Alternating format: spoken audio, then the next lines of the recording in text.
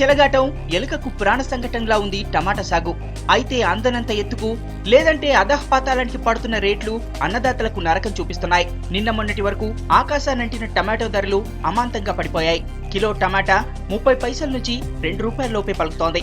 Kurnool market yard తో పాటు పేరుగాంచిన మార్కెట్లలో కూడా హోల్సేల్ ధర ₹2 కూడా పలకడం లేదు.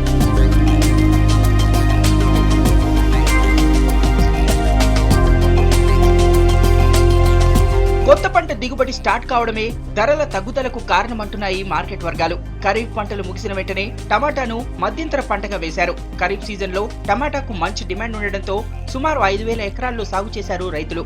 కానీ రైతుల ఆశలు అడియాసలయ్యాయి. పంట దిగుబడి ఆశాజనకంగా ఉన్న మార్కెట్లో ధర పడిపోవడంతో రైతులు దిగాలు పడుతున్నారు. మార్కెట్లలో కిలో టమాటా ₹1 లేదా ₹2 మించి పలకడం లేదని, కనీసం పంటను మార్కెట్ కు తీసుకొచ్చిన ఖర్చులు కూడా రావడం లేదంటున్నారు రైతులు. ఆర్థిక ఇబ్బందుల్లో కొట్టుమిట్టాడుతున్న తమకు ప్రభుత్వం చేయూతనివ్వాలని డిమాండ్ చేస్తున్నారు. ఈ మొక్క వచ్చి ఒక్కొక్కటి ₹75 పడుతుంది.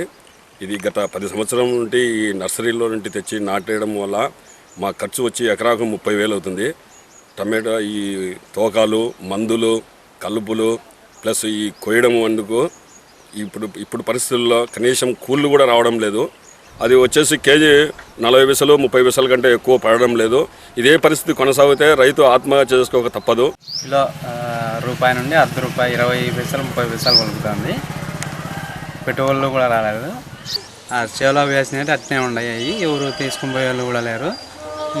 అట్లే ఉంటే రైతు ఆత్మహత్య సరంజం.